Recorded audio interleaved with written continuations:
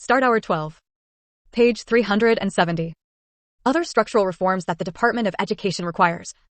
Reform federal education data collection, the National Assessment of Educational Progress, NAEP, and other data collections currently release data by race, ethnicity, socioeconomic status, English language proficiency, disability, and sex. However, one of the most important, if not the most important, factor influencing student educational achievement and attainment is family structure. As education scholar Ian Rowe has noted, NAEP already collects data on students' family structure. It just does not make those data publicly available. The Department of Education, or whichever agency collects such data long-term, should make student data available by family structure to the public, including as part of its Data Explorer tool. As discussed above, data collection efforts should be consolidated under the Census Bureau. Data collection efforts in higher education should also be improved by housing higher education data at the Department of Labor. This would provide more transparency in evaluating post-secondary education and workforce training program outcomes, contextualize those results based on trends observed more generally, enable the adjusting of real wages to account for regional differences in earnings and cost of living, and develop a reliable methodology for risk-adjusting institutional and program outcomes to more accurately reflect the value added of education programs, as opposed to their admissions selectivity. Currently, the Department of Education relies on graduation rates and average earnings as proxies for educational quality. Both of those outcomes, however, are highly dependent upon a student's socioeconomic background, sex, family status, and other factors. Colleges and universities with selective admissions policies post the strongest outcomes, primarily because they admit mostly low-risk, traditional students. Open enrollment institutions post the weakest outcomes, largely because life is challenging and complicated for low-income and non-traditional students who may be forced to drop out when a work schedule changes, a child needs more attention, or an unexpected repair or medical bill makes continuing impossible. Such confounding factors make it difficult to isolate the impact of educational quality versus socioeconomic factors on student outcomes. The Department of Health and Human Services faced similar challenges in trying to evaluate healthcare outcomes since social determinants of health result in worse health outcomes among those who are socioeconomically disadvantaged, have low educational attainment levels, have struggled with addiction, or have poor diet and exercise habits. Without risk adjustment of outcomes, hospitals treating wealthy patients will always appear to be delivering good care, and hospitals treating low-income patients will appear to be delivering poor care. Higher education outcomes data should be similarly risk-adjusted to more carefully isolate the impact of educational quality versus socioeconomic status and other factors on college outcomes. Reform the negotiated rulemaking process at the U.S. Department of Education is required by statute to engage in negotiated rulemaking prior to promulgating new regulations under Subchapter 1 of the Elementary and Secondary Education Act as well as Subchapters 2, Teacher Quality Enhancements, and 4 of the Higher Education Act of 1964, Student Assistance. The purpose of negotiated rulemaking is to engage a committee of stakeholders early in the drafting of proposed regulations to ensure that the regulation can be implemented as written, to understand any potential unintended consequences, and to seek suggestions from stakeholders on alternative solutions. The goal is for the negotiators to reach a consensus, thus smoothing the way to promulgate a new rule. Although it is helpful for the department to receive stakeholder input, the negotiated rulemaking process has become an expensive and time-consuming undertaking. Consensus is only rarely reached, enabling the department to pursue its own path. The department's master calendar, which requires final rules to be published by October 1st if they are to be implemented by July 1st of the subsequent year, compounds the problem, making it unduly challenging to update regulations as needed to keep pace with changes in education, finance, accounting, pedagogy, and student assessment. In recent decades, negotiated rulemaking has become a veritable three-ring circus, replete with negotiators who use their Twitter accounts and other social media feeds during negotiations to denigrate the process and their peer negotiators in real time. A few members of Congress use the public comment process to deliver political speeches, apparently to raise their own profiles, but without adding any new information to the process. Some advocacy groups have latched onto the process for fundraising purposes, sometimes misrepresenting negotiation language to agitate followers and supporters and encourage them to make financial contributions.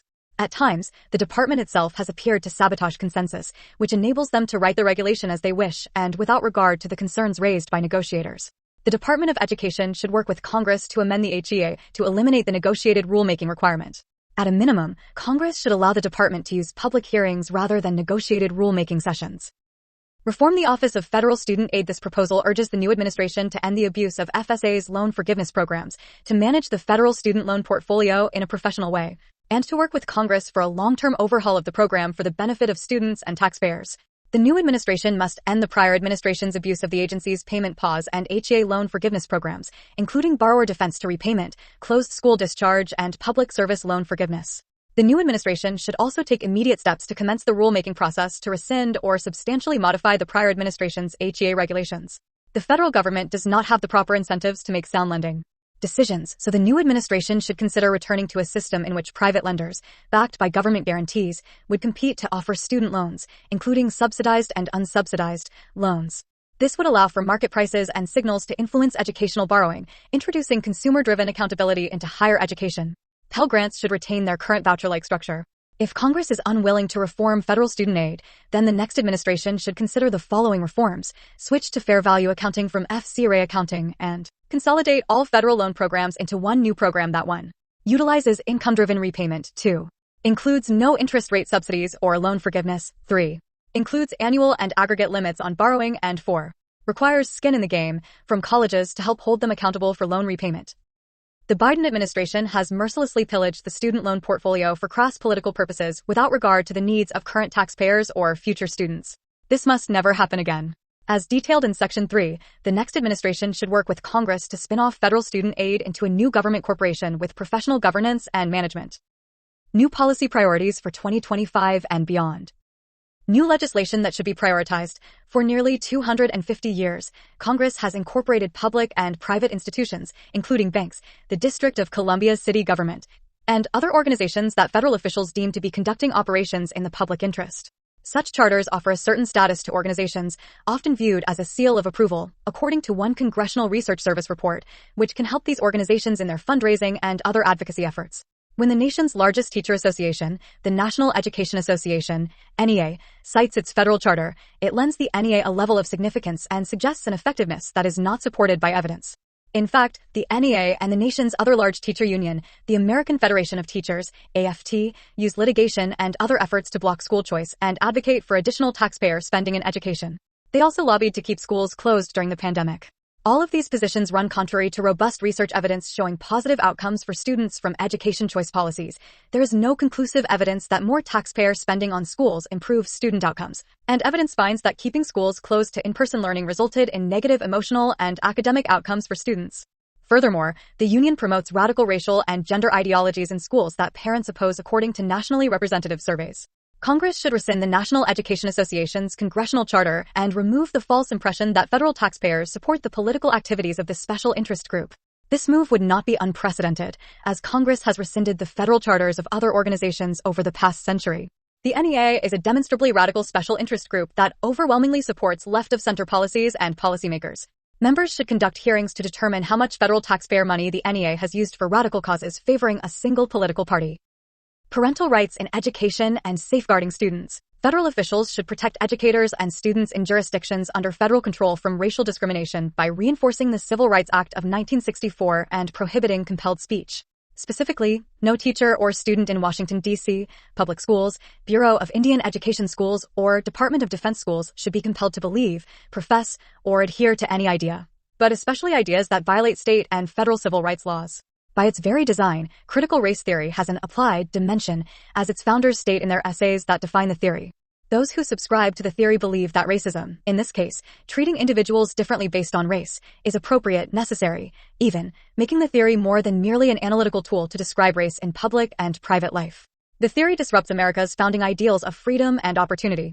So, when critical race theory is used as part of school activities such as mandatory affinity groups, teacher training programs in which educators are required to confess their privilege, or school assignments in which students must defend the false idea that America is systemically racist, the theory is actively disrupting the values that hold communities together, such as equality under the law and colorblindness.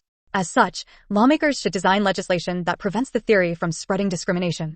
For K-12 systems under their jurisdiction, federal lawmakers should adopt proposals that say no individual should receive punishment or benefits based on the color of their skin.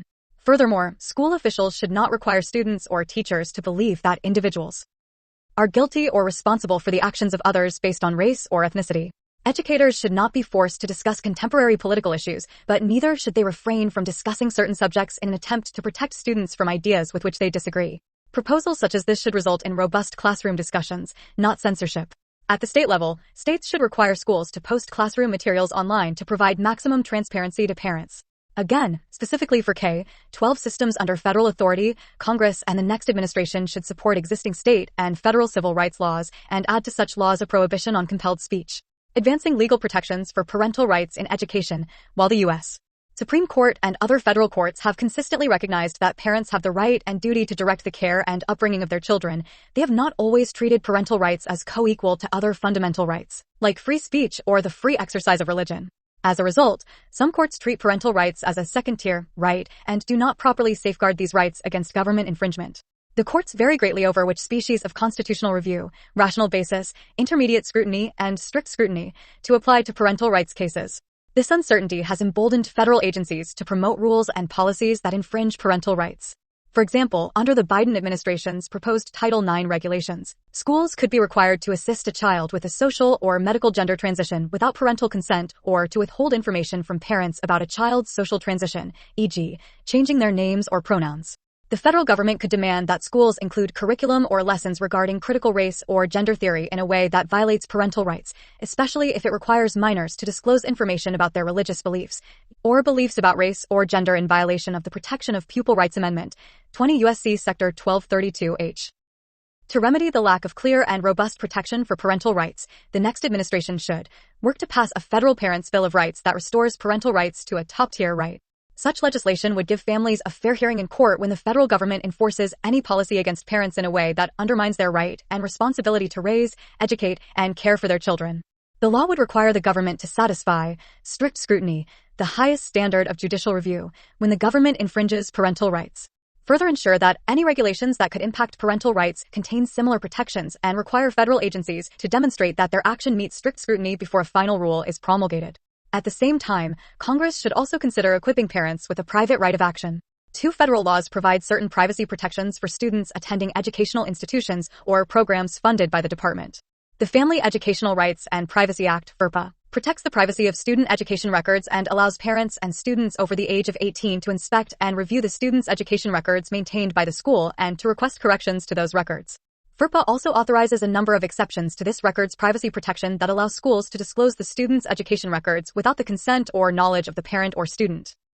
The Protection of Pupil Rights Amendment, PPRA, requires schools to obtain parental consent before asking questions, including surveys, about political affiliations or beliefs, mental or psychological issues, sexual behaviors or attitudes, critical appraisals of family members, illegal or self-incriminating behavior, religious practices or beliefs, privileged relationships, as with doctors and clergy, and family income, unless for program eligibility. The difficulty for parents is that FERPA and PPRA do not authorize a private right of action. If a school refuses to comply with either statute, the only remedy is for the parent or student, if over the age of 18, to file an administrative complaint with the U.S. Department of Education, which must then work with the school to obtain compliance before taking any action to suspend or terminate federal financial assistance. Investigations can take months if not years. The department has never suspended or terminated the funding for an educational institution or agency for violating FERPA or PPRA. In essence, Congress has granted parents and students important statutory rights without an effective remedy to assert those rights.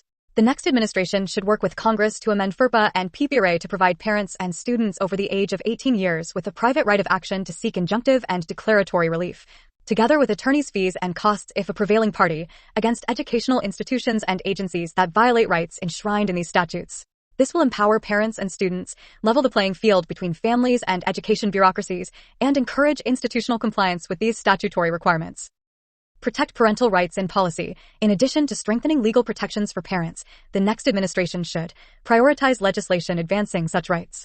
Promising ideas have appeared in bills introduced in the 117th Congress, such as H.R.7, the Empowering Parents Act, 15 sponsored by Representative Bob Good, Republican Virginia, H.R. 6056. The Parents' Bill of Rights Act, 16 sponsored by Representative Julia Letlow, Republican Louisiana, and H.J. Res. 99, 17 proposing an amendment to the Constitution relating to parental rights, sponsored by Representative Debbie Lesko, Republican Arizona. These congressional actions should be carefully reviewed to make sure they complement state parents' bills of rights, such as those passed in Georgia, 2022, Florida, 2021, Montana, 2021, Wyoming, 2017. Idaho, 2015, Oklahoma, 2014, Virginia, 2013, and Arizona, 2010. As documented by writers such as Abigail Shrier and others, the American Society of Plastic Surgeons documented a 4-fold increase in the number of biological girls seeking gender surgery between 2016 and 2017. Larger increases were found in the UK from 2009 to 2019 and 2017 to 2018. These statistics and others point to a social contagion in which minor children, especially girls, are attempting to make life-altering decisions using puberty blockers and other hormone treatments, and even surgeries to remove or alter vital body parts. Heritage Foundation research finds that providing easier access to such treatments and surgeries without parental involvement does not reduce the suicidality of these young people and may even increase suicide rates. The next administration should take particular note of how radical gender ideology is having a devastating effect on school-aged children today, especially young girls. School officials in some states are requiring teachers and other school employees to accept a minor child's decision to assume a different gender while at school without notifying parents. In California, New Jersey, and certain districts in Kansas and elsewhere, educators are prohibited from informing parents about children's confusion over their sex if the children do not want their parents to know. Such policies allow schools to drive a wedge between parents and children. The next administration should work with Congress to provide an example to state lawmakers by requiring K-12 districts under federal jurisdiction, including Washington, D.C., public schools, Bureau of Indian Education schools, and Department of Defense schools, with legislation stating that no public education employee or contractor shall use a name to address a student other than the name listed on a student's birth certificate, without the written permission of a student's parents or guardians. No public education employee or contractor shall use a pronoun in addressing a student that is different from that student's biological sex without the written permission of a student's parents or guardians. No public institution may require an education employee or contractor to use a pronoun that does not match a person's biological sex if contrary to the employee's or contractor's religious or moral convictions. State lawmakers should use this model and adopt similar provisions for public schools within their borders. Federal lawmakers should not allow public school employees to keep secrets about a child from that child's parents. Advanced school choice policies. The DC Opportunity Scholarship Program, a voucher program providing scholarships to children from low-income families living in the nation's capital to attend a private school of choice, is capped at $20 million annually and limited to students at or below 185% of the federal poverty line. The maximum scholarship amount is $9,401 for students in kindergarten through 8th grade and $14,102 for students in grades 9 through 12. The average scholarship amount is around $10,000, or less than half of the current per-student funding amount in DC public schools. Congress should expand eligibility to all students, regardless of income or background, and raise the scholarship amount closer to the funding students receive in DC. Public schools, spending per student in 2020 was $22,856. All families should be able to take their children's taxpayer-funded education dollars to the education providers of their choosing, whether it be a public school or a private school. Congress should additionally deregulate the program by removing the requirement of private schools to administer the DC Public Schools assessment and allowing private schools to control their admissions processes. Provide education choice for populations. Under the jurisdiction of Congress, the federal government oversees 3 school systems that Washington should transform into examples of quality learning environments for every child in those systems. Students attending schools in Washington, D.C., students in active-duty military families, including students attending schools operated by the U.S. Department of Defense, and students attending schools on tribal lands, which include schools under the Bureau of Indian Education. In each of these systems, federal lawmakers should allow every student the option of using an education savings account so that parents can select different education products and services to meet their child's needs. Nearly 50,000 students attended public schools in the District of Columbia in the 2021 to 2022 school year. In 2022, 4th grade math students scored 11 points lower than 4th graders in 2019, which means district children lost an entire year of learning over the course of the pandemic. 8th graders also lost an entire year of learning in math. Federal lawmakers should offer district students the opportunity to use education savings accounts. A portion of a child's federal education spending should be deposited in a private spending account that parents can use to pay for personal tutors, education therapists, books and curricular materials, private school tuition, transportation, and more. Accounts modeled after the accounts in Arizona, Florida, West Virginia, and 7 other states. Members of Congress should design the same account system for students in active-duty military families, including students attending schools that receive funding under the National Defense Authorization Act, NDA. Heritage Foundation research found that if even 10% of the students eligible for accounts under such a proposal transferred from an assigned school to an education savings account, the change for the sending district would be 0.1% of that school district's K-12 budget. Even in heavily impacted districts with a large number of students receiving impact aid, the budgetary effect would be less than 2%. Yet these children would then have the chance to receive a customized education that meets their unique needs. As with state ESA programs, families who are homeschooling are distinct in statute from families who use an ESA to customize an education at home. Furthermore, research from the Claremont Institute used documents provided by a whistleblower demonstrating how educators at Department of Defense schools around the world are using radical gender theory and critical race theory in their lessons. This instructional material discards biology in favor of political indoctrination and applies critical race theory's core tenets advocating for more racial discrimination. Such ideas are highly unpopular among parents, according to nationally representative surveys, and the course material attempts to indoctrinate students with radical ideas about race and the ambiguous concept of gender. Finally, schools on tribal lands and under the auspices of the Bureau of Indian Education, BAE, are among the worst performing public schools in the country. Research from Representative Burgess Owens' office reports that the graduation rate for BIE students is 53%, lower than the average for Native American students in public schools around the country, and nearly 30 percentage points lower than the national average for all students. In 2015, Arizona lawmakers expanded the state's education savings account program to include children living on tribal lands, and by 2021, nearly 400 Native American children were using the accounts. Federal officials should design a federal education savings account option for all children attending BIE schools. The next administration should make the K-12 systems under federal jurisdiction examples of quality learning opportunities and education freedom. Washington should convert some of the lowest performing public school systems in the country into areas defined by choices, creating rigorous learning options for all children and from all backgrounds, income levels, and ethnicities.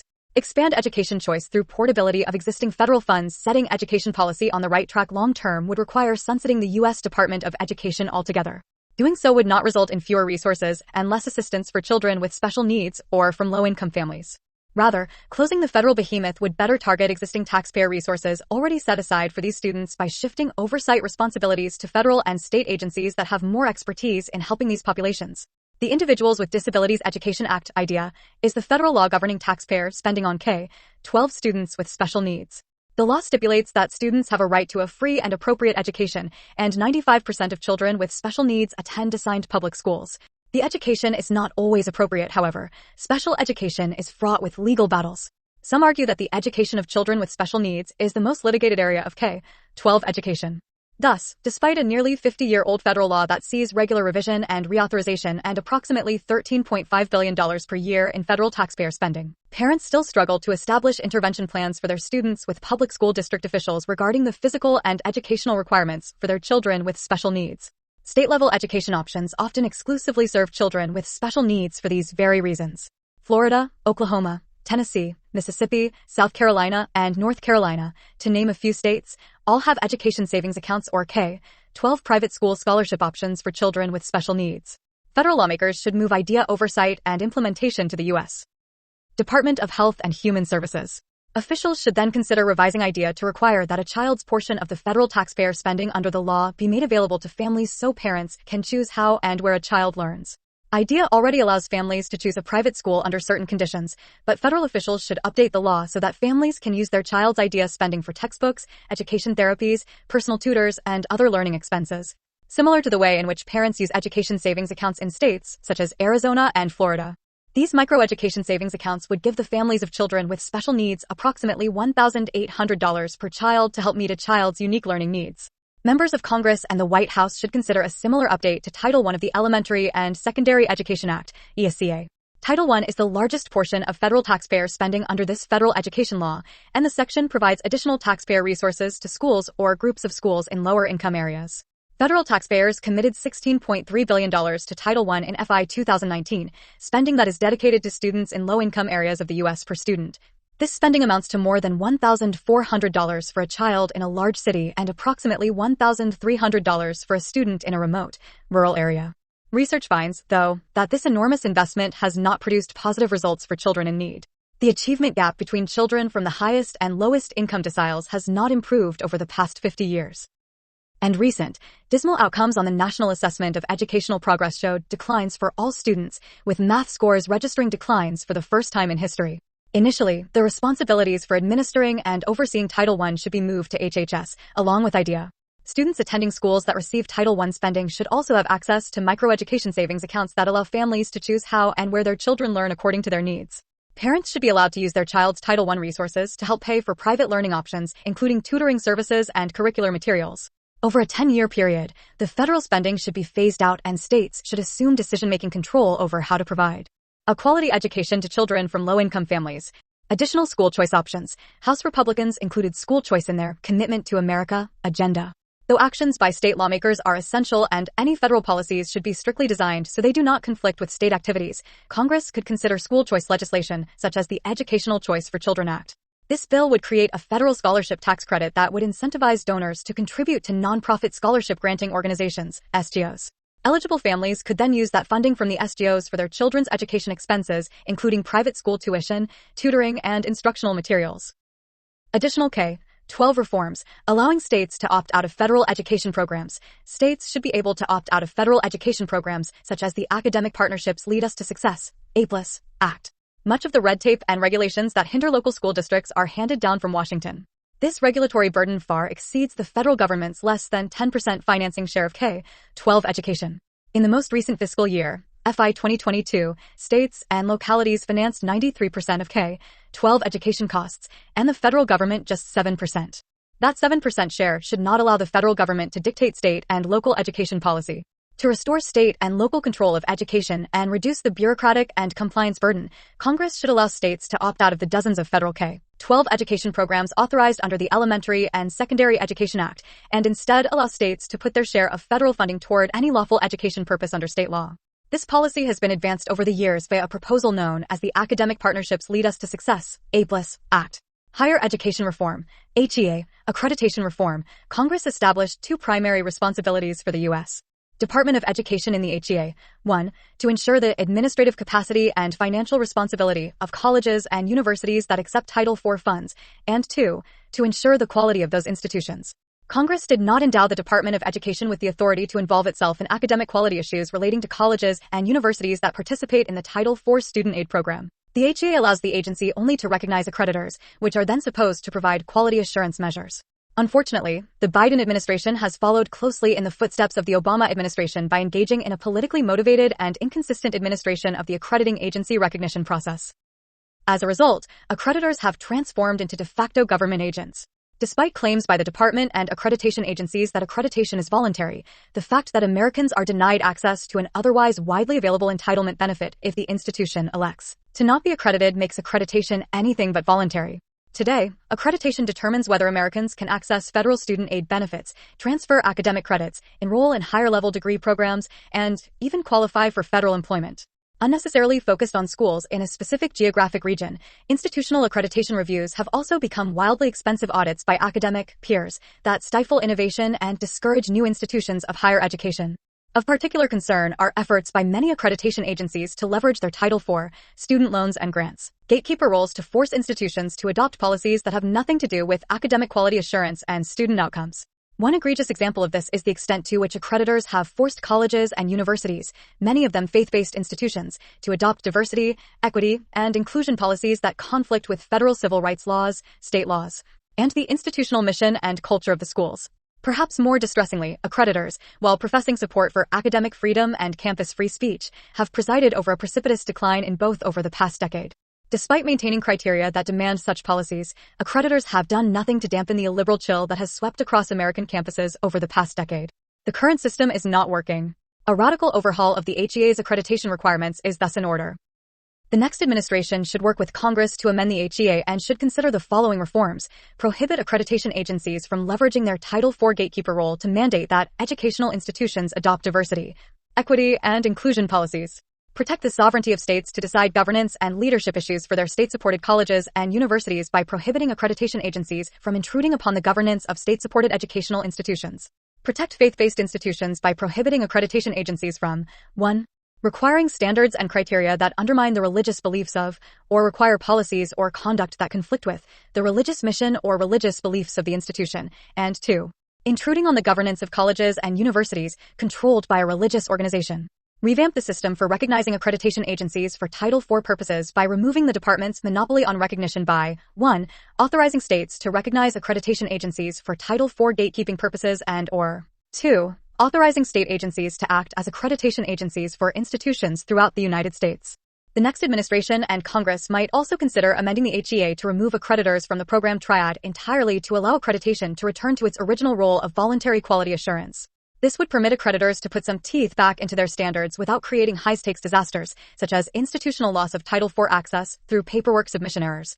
A state exercising its constitutional authority to administer its public colleges and universities, or an institution freely exercising the religious beliefs of its founders. With this option, neither the department nor the states would oversee or recognize accrediting agencies. The department's role would be limited to evaluating the institution's compliance with federal accounting requirements pursuant to evaluations conducted by appropriately credentialed auditors who have no conflicts of interest in performing the review, paid for by the federal agency charged with overseeing compliance, not the institutions being reviewed. HEA, student loans, beyond immediate policy moves and rulemaking to end the current administration's abuse of the department's payment pause and HEA loan forgiveness programs, the department should work with Congress to overhaul the federal student loan program for the benefit of taxpayers and students. The federal government does not have the proper incentives to make sound lending decisions.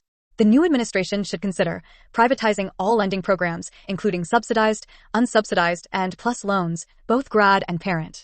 This would allow for market prices and signals to influence educational borrowing, introducing consumer-driven accountability into higher education. Pell Grants should retain their current voucher-like structure. If privatizing student lending is not feasible, then the next administration should consider the following reforms: switch to fair value accounting from FCRA accounting. Consolidate all federal loan programs into one new program that A. utilizes income-driven repayment, B. includes no interest rate subsidies or loan forgiveness, C. includes annual and aggregate limits on borrowing, and D. includes skin in the game to hold colleges accountable. Eliminate grad plus loans for graduate students and parent plus loans for parents of undergraduates. Graduate students are already eligible for unsubsidized Stafford student loans. Grad plus loans are redundant. They also lack some of the safeguards of Stafford loans, such as annual and aggregate borrowing limits.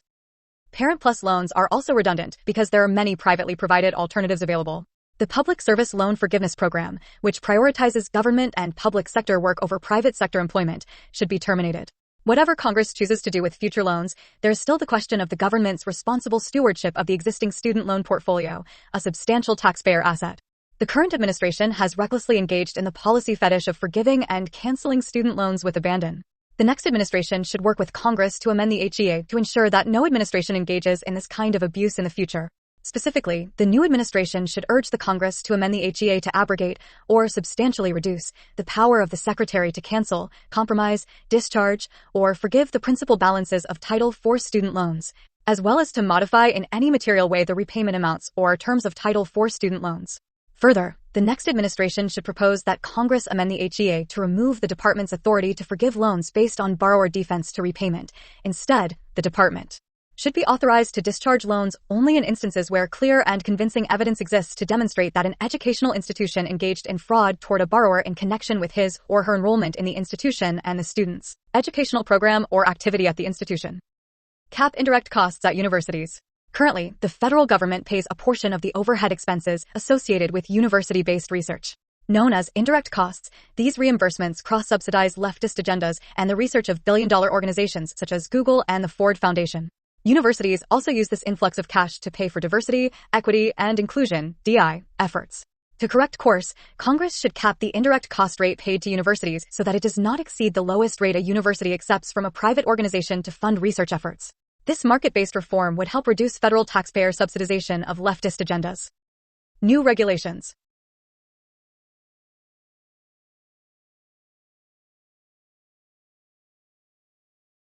Attacking the accreditation cartel. For a college to participate in federal financial aid programs, it must be accredited.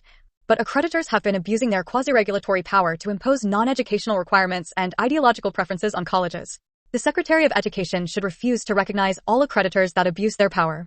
New accreditors should also be encouraged to start up. Confronting the Chinese Communist Party's influence on higher education. According to media reports, more than 100 universities in the U.S. received nearly $100 billion in gifts and grants from China-based sources between 2013 and 2020. Much of this money derives from the Chinese Communist Party and its proxies. The next administration must reverse the Biden administration's refusal to enforce Section 117 of the HEA, which directs colleges and universities to report gifts from and contracts with sources outside the U.S. worth $250,000 or more. Investigate post-secondary institutions that failed to honor their Section 117 obligations and make appropriate referrals to DOJ. Work with Congress to amend the HEA to tie the HEA's foreign source reporting requirements to an institution's ability to receive federal financial assistance, particularly participation in programs funded under Titles 4 and 6 of the HEA. Allowing competency-based education to flourish. Competency-based education is a promising approach that could provide a high-quality and affordable education to many students. Since the credit hour, which measures the time in the classroom, is inappropriate for such programs, the direct assessment method was introduced to allow competency-based programs to participate in the federal financial aid programs. However, overregulation has hampered the usage of direct assessment, with the leading competency-based university choosing to instead convert their courses into credit hours for compliance purposes. One of the leading obstacles is the requirement that courses include regular and substantive interaction between faculty and students. New regulations should clarify the definition and requirements of regular and substantive interaction for competency-based education, as well as for online programs. ONS should clarify the definition and requirements of regular and substantive interaction for competency-based education, as well as for online programs. Reforming area studies funding. Congress should wind down so-called area studies programs at universities, Title VI of the HEA, which, although intended to serve American interests, sometimes fund programs that run counter to those interests. In the meantime, the next administration should promulgate a new regulation to require the Secretary of Education to allocate at least 40% of funding to international business programs that teach about free markets and economics and require institutions, faculty, and fellowship recipients to certify that they intend to further the stated statutory goals of serving American interests. New executive orders that the President should issue. Guidance documents. The President should immediately reinstate and reissue Executive Order 13891, promoting the rule of law through improved agency guidance documents. 84 Federal Reg 55235, October 9, 2019, and Executive Order 13892, promoting the rule of law through transparency and fairness in civil administrative enforcement and adjudication. October 15, 2019. These executive orders required all federal agencies to treat guidance documents as non-binding in law and practice and also forbade federal agencies from imposing new standards of conduct on persons outside the executive branch through guidance documents. They required all federal agencies to apply regulations and statutes instead of guidance documents in any enforcement action. President Biden revoked these executive orders on January 20, 2021, demonstrating that these executive orders effectively restrained the abuses of an expansive administrative state. Require APA notice and comment. The President should issue an executive order requiring the Office for Civil Rights Case Processing Manual to go through APA, Administrative Procedures Act, notice and comment. Protect the First Amendment. The President should issue an executive order requiring grant applications, SF 424 series, to contain assurances that the applicant will uphold the First Amendment in funded programs and work. Minimize bachelor's degree requirements. The President should issue an executive order stating that a college degree shall not be required for any federal job unless the requirements of the job specifically demand it. Eliminate the list of shame.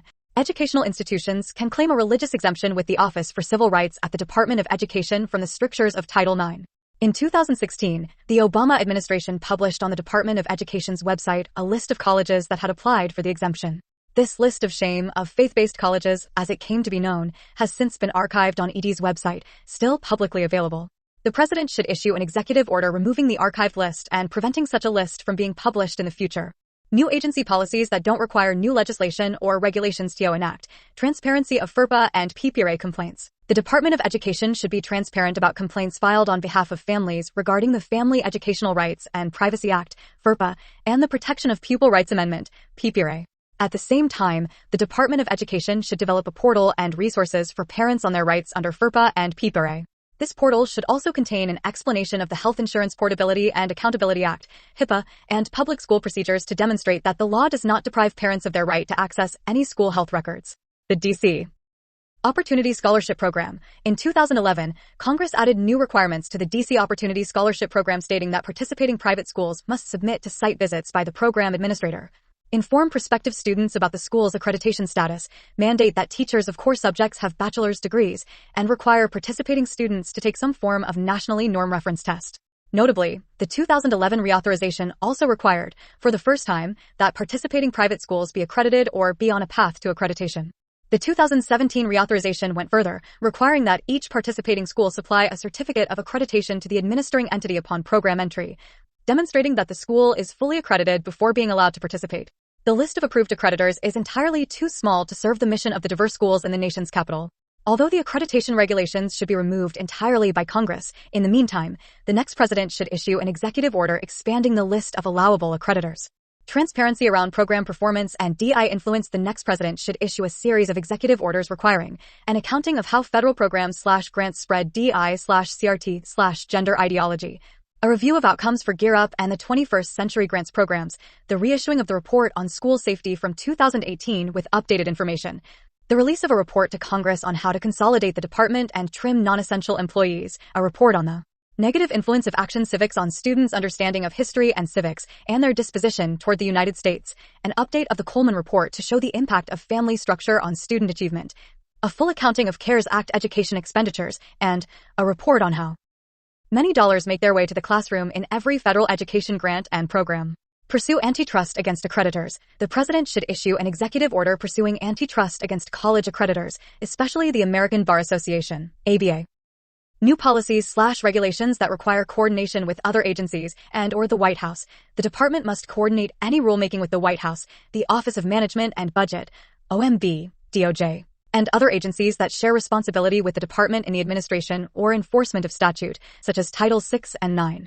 Moreover, regarding regulations arising under civil rights laws administered by the department, Executive Order 12550 requires the Attorney General to approve final regulations. The Assistant Attorney General for Civil Rights must approve notices of proposed rulemaking. Organizational issues, historical budget information. Congressional appropriations for the U.S. Department of Education have risen from $14 billion in 1980 to $95.5 billion in 2021, an astounding increase, especially in light of the lack of improvements in student outcomes. Recommend budget cuts, shifts, and augmentations, if any. Transferring most of the programs at the U.S. Department of Education to other agencies and eliminating duplicative and ineffective programs would yield significant taxpayer savings. The proposal would immediately save more than $17 billion annually in various programs. Savings over a decade would be far more robust, as the revenue responsibility for many formula grant programs would be returned to the states. Some highlights include: eliminate competitive grant programs and reduce spending on formula grant programs. Competitive grant programs operated by the Department of Education should be eliminated, and federal spending should be reduced to reflect remaining formula grant programs authorized under Title I of the Elementary and Secondary Education Act, ECA, and the handful of other programs that do not fall under the competitive/project grant category. Remaining programs managed by the Department of Education, such as large formula grant programs for K-12 education, should be reduced by 10%. This would cut approximately 29 programs, most of which are discretionary spending. In total, this would generate approximately $8.8 billion in savings. Eliminate the PLUS Loan Program. As mentioned above, the PLUS Loan Program, which provides graduate student loans and loans to the parents of undergraduate students, should be eliminated. This would generate an estimated $2.3 billion in savings. End time-based and occupation-based student loan forgiveness. A low estimate suggests ending current student loan forgiveness schemes would save taxpayers $370 billion. Eliminate Gear Up. It is not the responsibility of the federal government to provide taxpayer dollars to create a pipeline from high school to college. Gear Up should be eliminated, and its functions should instead be handled privately or at the state and local levels, where policymakers are better equipped to increase college preparedness within their school districts. Personnel. The Department of Education currently employs approximately 4,400 individuals. As programs are eliminated or transferred to other agencies, those employees whose positions are determined to be essential to the mission would move with their constituent programs. Current salaries and expenses at ED total $2.2 billion annually. American energy and science dominance. The next conservative administration should prioritize energy and science dominance to ensure that Americans have abundant, affordable, and reliable energy, create good-paying jobs, support domestic manufacturing and technology leadership, and strengthen national security. Achieving these goals will require bold policy action and reforms that involve the U.S. Department of Energy, DOE, the Federal Energy Regulatory Commission, FERC, and the Nuclear Regulatory Commission, NRC. American energy dominance. Access to affordable, reliable, and abundant energy is vital to America's economy, national security, and quality of life. Yet, ideologically driven government policies have thrust the United States into a new energy crisis just a few short years after America's energy renaissance, which began in the first decade of the 2000s, transformed the United States from a net energy importer, oil and natural gas, to energy independence and then energy dominance. Americans now face energy scarcity, an electric grid that is less reliable, and artificial shortages of natural gas and oil despite massive reserves within the United States, all of which has led to higher prices that burden both the American people and the economy. The new energy crisis is caused not by a lack of resources, but by extreme green policies. Under the rubrics of combating climate change and ESG, environmental, social, and governance, the Biden administration, Congress, and various states, as well as Wall Street investors, international corporations, and progressive special interest groups, are changing America's energy landscape. These ideologically driven policies are also directing huge amounts of money to favored interests and making America dependent on adversaries like China for energy. In the name of combating climate change, policies have been used to create an artificial energy scarcity that will require trillions of dollars in new investment, supported with taxpayer subsidies, to address a problem that government and special interests themselves created. The result has been increased energy costs that hurt individuals and families, especially low-income Americans and seniors on fixed incomes, make businesses that create the jobs that drive our economy and quality of life less competitive, and make America less energy secure. Moreover, increased energy scarcity will allow government, either directly or through access to banks and Wall Street investors, to decide who is worthy to receive funding for energy projects. In the end, government control of energy is control of people and the economy. This is one reason why the trend toward nationalization of our energy industry through government mandates, bans on the production and use of oil and natural gas, and nationalization of the electric grid is so dangerous. At the same time, adversaries like China, Russia, North Korea, Iran, and non-state actors are constantly engaged in cyber attacks against our energy infrastructure. We have already seen what supposedly minor attacks, such as the cyber attack on the Colonial Oil Pipeline or the physical attack on electric infrastructure in North Carolina, can do. A coordinated cyber and physical attack on natural gas pipelines and the electric grid during an extended cold spell could be catastrophic. Yet the current administration's first concern is plowing taxpayer dollars into intermittent wind and solar projects and ending the use of reliable fossil fuels. A conservative president must be committed to unleashing all of America's energy resources and making the energy economy serve the American people, not special interests. This means that the next conservative administration should promote American energy security by ensuring access to abundant, reliable, and affordable energy. Affirm all of the above energy policy through which the best attributes of every resource can be harnessed for the benefit of the American people.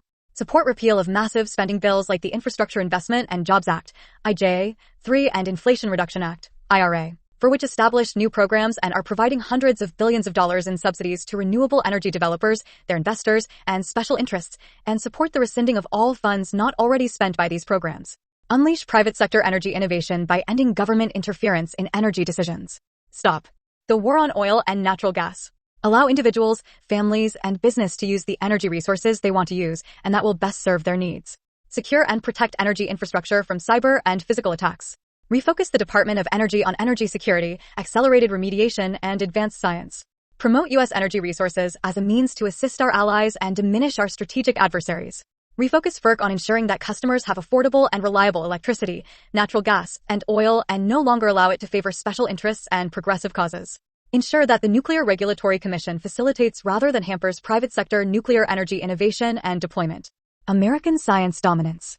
Ever since the age of Benjamin Franklin, the United States has been at the forefront of scientific discovery and technological advancement. Beginning with the groundbreaking science of the Manhattan Project, the U.S. has developed 17 national laboratories that conduct fundamental and advanced scientific research. The national labs have been critical in supporting national defense and ensuring that the United States leads on scientific discoveries with transformative applications that benefit America and the world. In recent years, however, U.S. science has been under threat. Externally, adversaries like the Chinese military have been engaged in scientific espionage, infiltrating taxpayer-funded scientific research projects, and funding their own science research. In addition, the national labs have been too focused on climate change and renewable technologies. American science dominance is critical to U.S. national security and economic strength. The next conservative president, therefore, needs to recommit the United States to ensuring this dominance. Mission statement for a reformed Department of Energy. The Department of Energy should be renamed and refocused as the Department of Energy Security and Advanced Science, DESAS. DESAS would refocus on DOE's 5 existing core missions, providing leadership and coordination on energy security and related national security issues, promoting U.S. energy economic interests abroad, leading the nation and the world in cutting-edge fundamental advanced science, remediating former Manhattan Project and Cold War nuclear material sites, and developing new nuclear weapons and naval nuclear reactors. These missions work together by using advanced science to promote national security while getting the government out of the business of picking winners and losers in energy resources.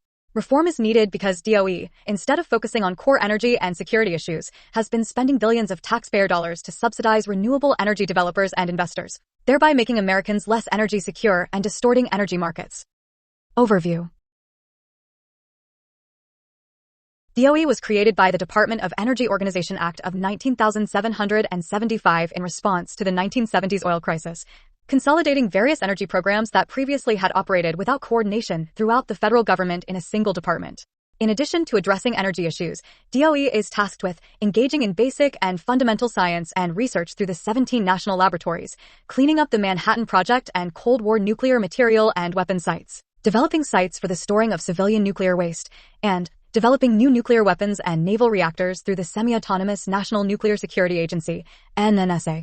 Beyond these core responsibilities, DOE currently administers billions of dollars that support research and commercialization of energy technology, provides loans to the private sector for energy infrastructure and technology commercialization, and issues energy efficiency standards for appliances.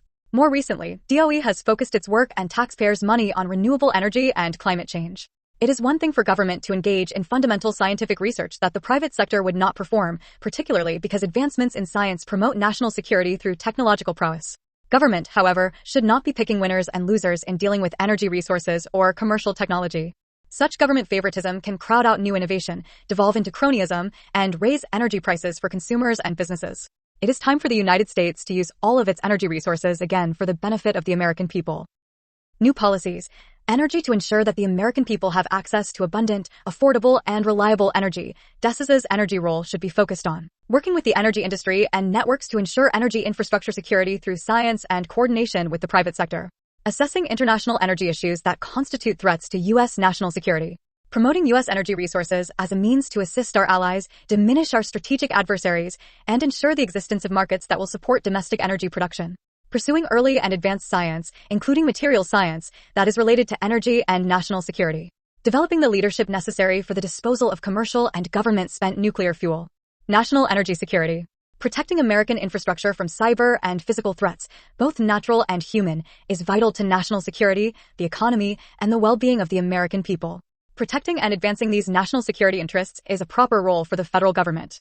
DTS should focus on studying threats to the electric grid, natural gas, and oil infrastructure, sharing such information with the energy industry, promoting the reliability and security of energy resources and infrastructure, and developing strategies and technologies to combat threats by working with the national labs. The following offices would report to the DTS's Undersecretary of Energy Security. 1. Office of Cybersecurity, Energy Security, and Emergency Response, SUSER, elevated to an Assistant Secretary. SUSER would work with the existing or reconstituted versions, as described in more detail below, of the Office of Electricity, OE, Office of Nuclear Energy, NE, Office of Fossil Energy, FE, currently the Office of Fossil Energy and Carbon Management, FECM, Office of Energy Efficiency and Renewable Energy, ERE, and the Strategic Petroleum Reserve, SPR, to identify and address threats to energy infrastructure. Instead of trying to decarbonize the American economy and allocating taxpayer dollars for commercialization of energy technologies, these offices would focus on energy security by identifying threats to energy supplies and infrastructure, developing strategies to address those threats, and funding fundamental science and technology where appropriate. 2. Office of Electricity, Assistant Secretary. 3. Office of Nuclear Energy, Assistant Secretary. 4. Office of Fossil Energy, Assistant Secretary, with Carbon Management deleted from its title and purpose. 5. Office of Energy Efficiency and Renewable Energy, Assistant Secretary.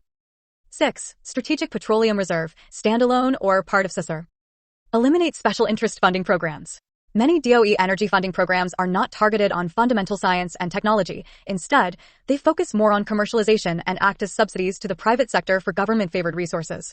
The DOE Office of Clean Energy Demonstrations, OCD, Office of State and Community Energy Programs, ARPA, Office of Grid Deployment, OGD, and DOE loan programs should be eliminated or reformed. If they continue to exist, FECM, NE, OE, and ERE should focus on fundamental science and technology issues, particularly in relation to cyber and physical threats to energy security, rather than subsidizing and commercializing energy resources.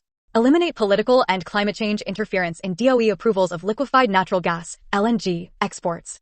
In addition, Congress should reform the Natural Gas Act to expand required approvals from merely nations with free trade agreements to all of our allies, such as NATO countries. Focus the Federal Energy Management Program, FEMP, on ensuring that government buildings and operations have reliable and cost-effective energy. FEMP should stop using taxpayer dollars to force the purchase of more expensive and less reliable energy resources in the name of combating climate change. Ensure that information provided by the U.S. Energy Information Agency, EIA, a data and statistical organization, is data neutral. Focus FERC on its statutory obligation to ensure access to reliable energy at just, reasonable, and non-discriminatory rates. FERC is a 5-member commission created under the DOE Organization Act that regulates the wholesale sales and transmission of electricity, promotes electric reliability through standards, permits natural gas pipelines and LNG export facilities, sets natural gas pipeline shipping rates, and sets oil pipeline shipping rates. It is an economic regulator and should not make itself a climate regulator. streamline the nuclear regulatory requirements and licensing process. Such changes would help to lower costs and accelerate the development and deployment of civilian nuclear, such as advanced nuclear reactors, including small modular nuclear reactors. The Nuclear Regulatory Commission, NRC, is commission tasked with the licensing of civilian nuclear reactors and power plants and regulating other uses of nuclear materials, such as nuclear medicine. Although it is not a DOE agency, its jurisdiction over nuclear reactor, fuel, safety, and trade issues often relates to or impinges on DOE's jurisdiction. Focus on energy and science issues, not politicized social programs. The next administration should stop using energy policy to advance politicized social agendas. Programs that sound innocuous, such as energy justice, and DEI, can be transformed to promote politicized agendas. DOE should focus on providing all Americans with access to abundant, affordable, reliable, and secure energy, and DOE should manage its employees so that everyone is treated fairly based on his or her talent, skills, and hard work. New policies. International energy security to help the president and policymakers understand and apply U.S. energy interests in international affairs more effectively. Various DOE programs offices need to be reformed. Promote American energy interests. The next administration should make U.S. energy dominance a key component of its foreign policy while ensuring that domestic and international goals are aligned. American energy dominance will allow the United States to secure energy for its citizens, markets for its energy exports, and access to new energy natural resources, and will provide tools for U.S. policymakers to assist our allies and deter our adversaries. DESs should analyze U.S. international energy security interests and develop a national energy security strategy, NES. This strategy would take account of the energy landscape across the globe to inform the president in his foreign policy and defense roles, but it should not be a tool for U.S. industrial policy. Although it might highlight how current domestic industrial and climate policies threaten U.S. energy and national security. Strengthen the role of the new Department of Energy Security and Advanced Science. There are frequent turf battles on energy issues between the Department of State and DOE. Although the State Department clearly has the policymaking authority under the DOE Organization Act, it tends to ignore the expertise and perspectives that DOE provides. The existing Assistant Secretary for International Affairs should provide the principal support for the DOE Secretary and Deputy Secretary on National Security Council, NSC, activities and should interface with colleagues at the Departments of Defense, State, Treasury, and Commerce, as well as the intelligence community, IC. New policies. Advance science to ensure that America continues to lead the world in fundamental science. The national labs should be refocused, and national science policy should be reviewed and coordinated. Refocus the national labs on fundamental and advanced science. DOE currently oversees 17 national laboratories. The 3 national labs run by DOE's NNSA should continue to focus on national security issues. The remaining 14 science and energy labs should focus on basic research projects. Demonstration and deployment of technology should be left to the private sector. This goal can be achieved by realigning the labs to limit duplication and mission creep and to maximize potential. Conduct a whole-of-government assessment and consolidation of science. Before the start of a new administration, there should be a review of all the federal science agencies. This should include a review of the ill-advised attempt to expand the National Science Foundation's mission from supporting university research to supporting an all-encompassing technology transition. Specific to DOE, there should be a review to measure, prioritize, and consolidate DOE programs based on a range of beneficial factors, including degree of relationship to national security, furtherance of energy security, cyber, but also international aspects, and importance to scientific discovery/advancement.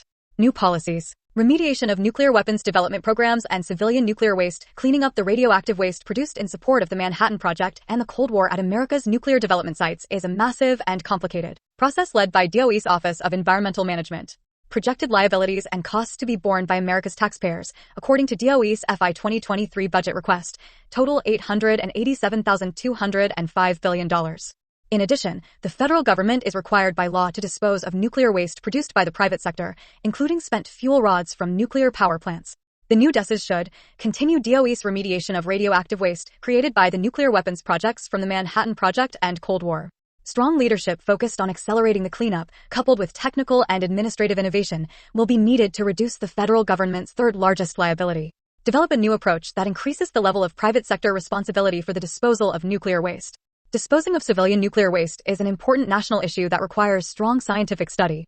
According to an independent audit conducted by the public accounting firm of KPMG, the Nuclear Waste Fund holds $46 billion in payments by utilities and their ratepayers, plus interest, for a permanent waste disposal site for spent nuclear fuel and other nuclear waste.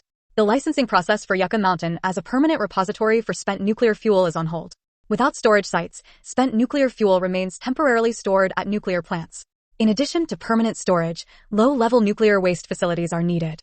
New policies. NNSA, the U.S. nuclear arsenal needs to be updated and reinvigorated if we are to be able to deal effectively with threats from China, Russia, and other adversaries. As a semi-autonomous agency, the NNSA has the primary responsibility for researching and designing new nuclear warheads and for ensuring that the existing nuclear arsenal is still potent. These efforts require significant funding and scientific know-how.